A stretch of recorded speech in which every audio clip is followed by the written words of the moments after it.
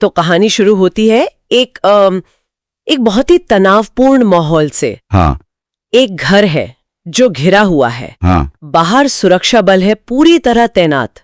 और अंदर एक नौजवान है, आफताब। हाँ। हाथ में बंदूक लिए छिपा हुआ। हवा में ना एक अजीब सी खामोशी है, बस उसे तोड़ रही है बाहर खड़ी एक माँ की सिसकियां। वो रो रही है, बिलख रही है। हाँ, वो आवाजें आ रही हैं। अपने बेटे को पुकार रही है। फिजा में एक अनदेखा सा डर फैला है, गोलियों का डर और एक माँ का डर कि कहीं वो अपने बेटे को खो ना दे। बिल्कुल। तभी लाउड स्पीकर पर पिता की आवाज गूंजती है। वो मिन्नतें कर रहे हैं बेटे से कि बाहर आ जाओ। माहौल मतलब शुरू से ही ऐसा है कि कुछ भी हो सकता है, बहुत तनावपूर्ण। और यहाँ ना एक कश्मकश साफ दिखती है। एक तरफ ये नौजवान है आफताब, जो किसी सोच, किसी विचारधारा के लिए शायद अपनी जान देने को तैयार बैठा है, जिसे वो शहादत समझ रहा है। हाँ, ये शब्द इस्तेमाल किया उसने। और दूसरी तरफ उसका परिवार है, सुरक्षा बल है, जिनकी कोशिश है कि बस किसी भी तरह ऐसे बचा लिया जाए। लेकिन पिता की वो पुकार, वो मिन्नतें, सब बेकार। अंदर से आफताब की आवाज आती है, और आवाज में नरमी नहीं है। नहीं, बिल्कुल नहीं। गुस्सा है, एक अजीब सी जिद है। वो कहता है, तुम लोग मेरे सबसे बड़े दुश्मन हो। अपने ही परिवार को? हाँ, मैं बाहर नहीं आऊंगा, मैं शहीद होना चाहता हूँ। मतलब साफ है, वो हथियार डालने को बिल्कुल राजी नहीं। और ये जो जवाब है ना, ये सिर्फ इनकार नहीं है, ये दिखाता है कि वो नौजवान किस दिमागी हालत में है। दुश्मन शब्द का इस्तेमाल करना अपने परिवार के लिए, और फिर ये शहादत की बात, ये बताता है कि वो असलियत से शायद कितना कट चुका है। हाँ, जैसे अपनी ही दुनिया बना लियो। बिल्कुल, अपनी बनाई हुई दुनिया में जी रहा है। इसी मुश्किल हालात में फिर कर्नल अभिषेक मौके पर पहुंचते हैं। वो आते ही समझ जाते हैं कि स्थिति कितनी गंभीर है। हाँ, अनुभवी अफसर हैं। वो माइक हाथ में लेते हैं, सीधे आफताब से बात करने की कोशिश करते हैं, उसे भरोसा दिलाते हैं, आफताब बाहर आ जाओ, तुम्हें कुछ नहीं होगा, हम तुम्हारी सुरक्षा का वादा करते हैं। एक कोशिश करते हैं समझाने की। हाँ, पर आफताब पर कोई असर नहीं होता, बिल्कुल नहीं। वक्त तेजी से निकलता जा रहा है, हर पल के साथ खतरा बढ़ रहा है। बिल्कुल। और यही कहानी एक पल के लिए हमें कहीं और ले जाती है, कर्नल की निजी दुनिया में। अच्छा। एक फोन कॉल आता है, दूसरी तरफ उनका बेटा है जो शूटिंग रेंज में है। वो अपने पिता को बता रहा है कि वो निशाना लगाने की कोशिश कर रहा है एक लाल धब्बे पर। लाल धब्बा? कर्नल उसे हौसला देते हैं, कोशिश करते रहो। बस इतनी सी बातचीत है, छोटी सी, लेकिन कहानी में आगे इसका एक खास मतलब निकलता है। ये जो पैरेलल ट्रैक है ना, ये बड़ा दिलचस्प है। मतलब एक तरफ कर्नल यहाँ एक जान बचाने की जंग लड़ रहे हैं। हाँ। और दूसरी तरफ उनका बेटा निशाना लगाना सीख रहा है। ये कॉन्ट्रास्ट बाद में कहानी को एक अलग मोड़ देता है। बिल्कुल। अच्छा, तो बाहर आफताब की माँ अब अपने आपे में नहीं है। वो एकदम से घर की तरफ दौड़ पड़ती हैं। अरे!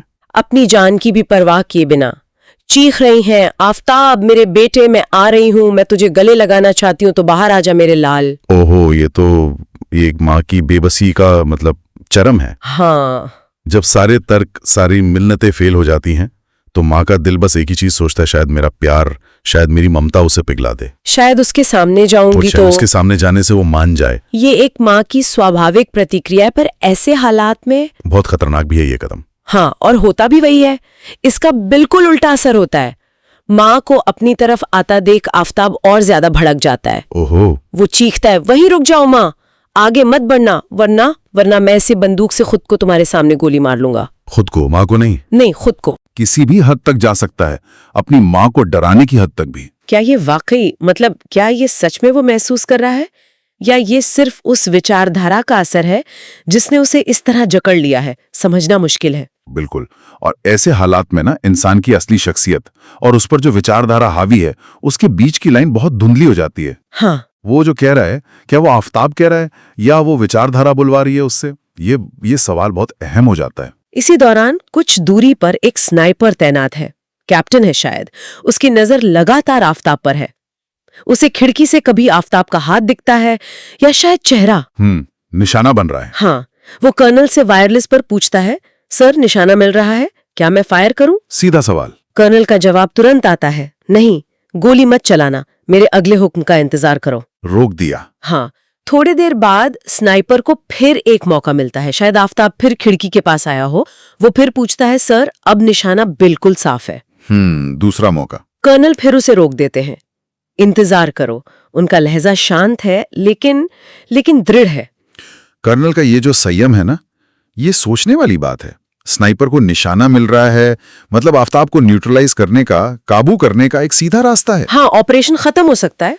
बिल्कुल, लेकिन कर्नल गोली चलाने का ऑर्डर नहीं दे रहे हैं। क्यों?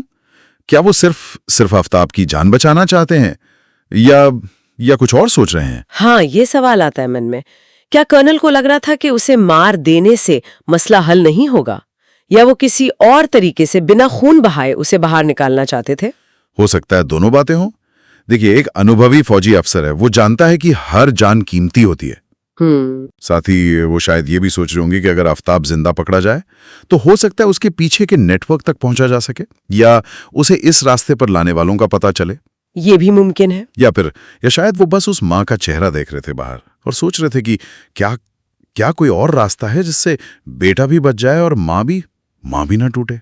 ये फैसले लेना आसान नहीं होता, बहुत मुश्किल होता है। इसी बीच बाहर माँ पूरी तरह टूट चुकी हैं। वो रोते हुए कहती हैं, अगर मेरा बेटा ही नहीं रहेगा तो मैं जीकर क्या करूंगी, इससे अच्छा मुझे भी मार दो। ओह, यह सुनकर कर्नल के दिमाग में जैसे बिजली सी कौंधती है। एक योजना बनती है।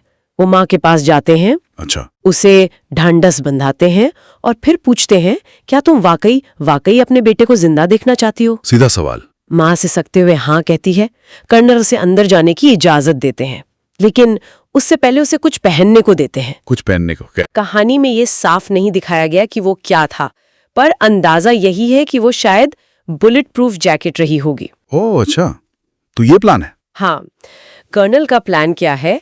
वो कहते हैं जब तक उसे अपनों को खोने का दर्द महसूस नहीं होगा तब तक शायद वो बाहर नहीं आएगा। ये तो बहुत ही बोल्ड और जोखिम भरी मनोवैज्ञानिक चाल है। हाँ, कर्नल अब तर्क या अपील से नहीं बल्कि आफताब की भावनाओं के साथ खेलने का फैसला करते हैं। वो जानते हैं कि विचारधारा ने उसके दिमाग पर कब्जा कर लिया है, लेकिन शायद दिल में अभी भी माँ के लिए जगह बची है। वो उसी जगह पर चोट करना चाहते हैं। लेकिन ये तो बहुत खतरनाक प्लान है। अगर आफताब को शक हो गया या अगर प्लान कामयाब नहीं हुआ तो? बिल्कुल, इसमें रिस्क बहुत ज्यादा है। ये एक तरह का इमोशनल ब्लैकमेल ही है, लेकिन मकसद नेक है, जान बचाना। हाँ, कर्नल एक जुआ खेल रहे हैं। वो आफताब की कट्टरता और उसके अंदर जो बेटा छिपा है उसके बीच एक लड़ाई छेड़ रहे हैं और उम्मीद कर रहे हैं कि बेटा जीत जाएगा। ये सीधे दिमाग पर असर डालने की कोशिश है। हाँ, वो जो विचारधारा की सख्त परत है ना, उसे तोड़कर अंदर के इंसान को, उस बेटे को जगाने की कोशिश। तो आगे क्या होता है? माँ अंदर जाती है, स्नाइपर तैयार है। हाँ, कर्नल वायरलेस पर पूछते हैं, तुम्हारा निशाना क्या है? स्नाइपर का जवाब आता है, लाल धब्बा सर। लाल धब्बा, वही। हाँ, ये वही लाल धब्बा है जिसका जिक्र कर्नल ने अपने बेटे की शूटिंग प्रैक्टिस के वक्त किया था। Okay, connection. कर्नल एक गहरी सांस लेते हैं और आदेश देते हैं, फायर। गोली की तेज आवाज गूंजती है और घर के अंदर से माँ की एक दर्दनाक चीख सुनाई देती है और वो गिर जाती है। ओह गॉड, ये वो पल है जहां कर्नल का जुआ अपने पीक पर है। गोली कहाँ लगी, माँ को या जैकेट पर या कहीं और? पता नहीं। ये शायद मायने नहीं रखता।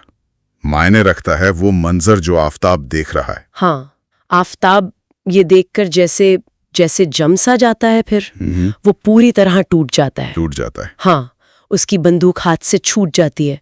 उसकी सारी अकड़, सारी वो कट्टरता, सब हवा। वो बदहवास होकर चीखता है, माँ, आंखें खोलो माँ, ये क्या हो गया?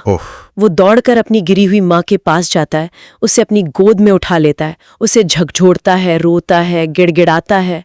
वो अब कट्टर शहीद नहीं है, नहीं, वो एक डरा हुआ, बिलखता हुआ बेटा है। कर्नल की चाल। हाँ, कर्नल की चाल कामयाब हो गई। हाँ, माँ को खोने का डर, चाहे वो नकली ही था, वो आफताब की उस पूरी विचारधारा पर भारी पड़ गया। उसके अंदर का वो इमोशनल हिस्सा जिसे विचारधारा ने दबा दिया था, वो अचानक से जाग उठा, जैसे कोई स्विच ऑन हो गया हो। बिल्कुल, यहाँ विचारधारा हार गई और बेटे का डर, बेटे का प्यार जीत गया। ये दिखाता है कि इंसानी रिश्ते, खासकर माँ बेटे का रिश्ता, कितना गहरा और शक्तिशाली हो सकता है। आफताब अपनी माँ को सीने से लगाए बस रोए जा रहा है। तभी माँ धीरे से अपनी आंखें खोलती हैं। अच्छा। वो आफताब के चेहरे को छूती हैं और कहती हैं, मेरे बेटे, अगर तुम अपनी माँ की मौत नहीं देख सकते तो मैं अपने बेटे की मौत कैसे देख सकती हूँ? ओहो, क्या बात कही? और ये कहकर वो अपनी जैकेट खोल देती हैं। जैकेट खोल देती हैं। हाँ, आफताब हैरान रह जाता है। वो समझ जाता है कि ये सब एक नाटक था, उसे बचाने के लिए रचा गया, और बस खामोशी से माँ को देखता रहता है।